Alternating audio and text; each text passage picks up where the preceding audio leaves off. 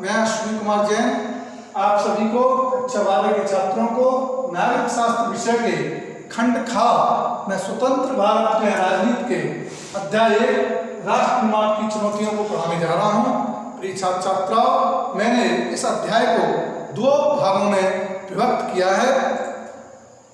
राष्ट्र निर्माण चुनौतियां भाग 1 नए राष्ट्र के रूप में भारत का उदय एवं नए राष्ट्र की प्रमुख चुनौतियां।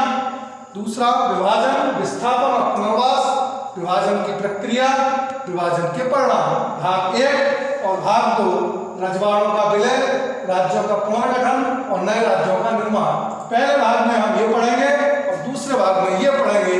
अब भाग 1 की बात करते हैं, इसको आज हम आपके सामने जिसका अध्ययन कराने जा रहे हैं। भाग 1 जिसमें हमें पढ़ना है नए राष्ट्र के रूप में भारत का उदय एवं नए राष्ट्र की प्रमुख क्या चुनौतियां रही, क्या विभाजन, क्या विस्थापन और पुनर्वास की क्या स्थितियां रही, विभाजन की प्रक्रिया से हम किस प्रकार सामना किया और विभाजन के परिणाम स्वरूप क्या क्या कार्य हुए। आज इस भाग 1 में हम अध्ययन करेंगे। बात करते हैं इस प्रारंभ में कि आजाद हिंदुस्तान ने राष्ट्र निर्माण की चुनौतियों के लिए क्या अपनाया, संविधान में तय किए गए विभिन्न लक्ष्यों को हासिल करने की दिशा में कहां तक गए।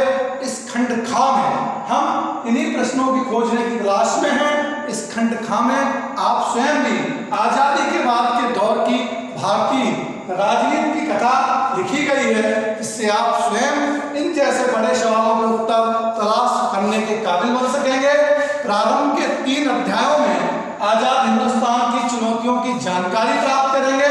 इन 3 अध्यायों के लिए आपकी परीक्षा में 16 अंक निर्धारित किए गए हैं, जिससे संबंधित प्रश्न आपको इस अध्याय के अंत में हम आपके सामने प्रस्तुत करेंगे।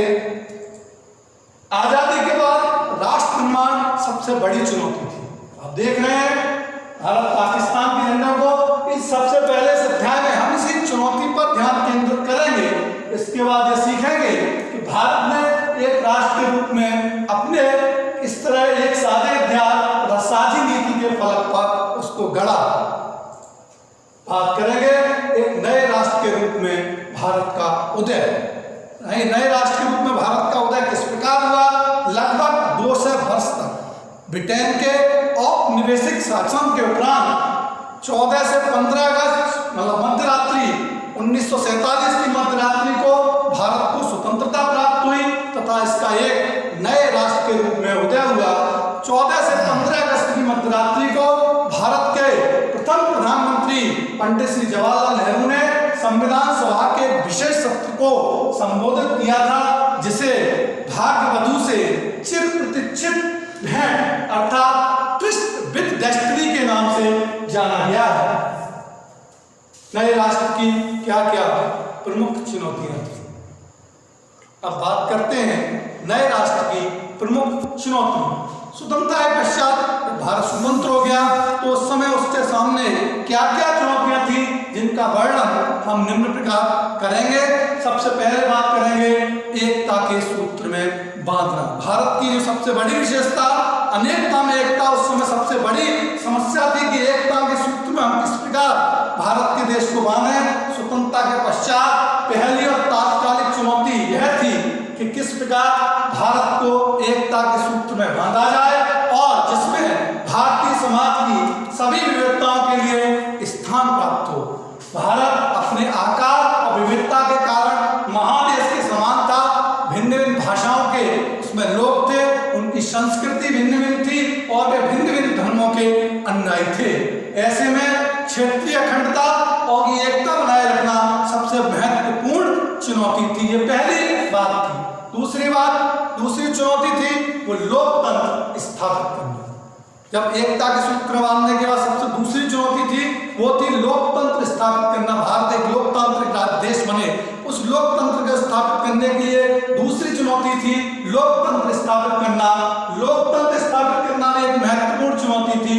भारत स्वतंत्रता संग्राम के दौरान लोकतंत्र के प्रति पूर्णतः प्रतिबद्ध था। उसका पहले से ही नियम था कि हम एक लोकतांत्रिक देश बनाएंगे। भारत ने संसदीय शासन पर आधारित प्रतिनिधित्व मूलक लोकतंत्र को अपनाया। लोकतंत्र को बनाए रखने के लिए लोकतांत्रिक संविधान अति आवश्यक होता है, किंतु चुनौती यह भी संविधान से मिलते जुलते लोकतांत्रिक व्यवहार भी प्रयोग में आए। दूसरी चुनौती थी लोकतांत्रिक स्थापित करना। और तीसरी बात करते हैं, तीसरी जो चुनौती थी वो सार्वभौमिक विकास की थी। किस प्रकार अपने भारत देश का विकास हो सके, सार्वभौमिक विकास, यह तीसरी चुनौती भारत के लिए थी, सार्वभौमिक विकास।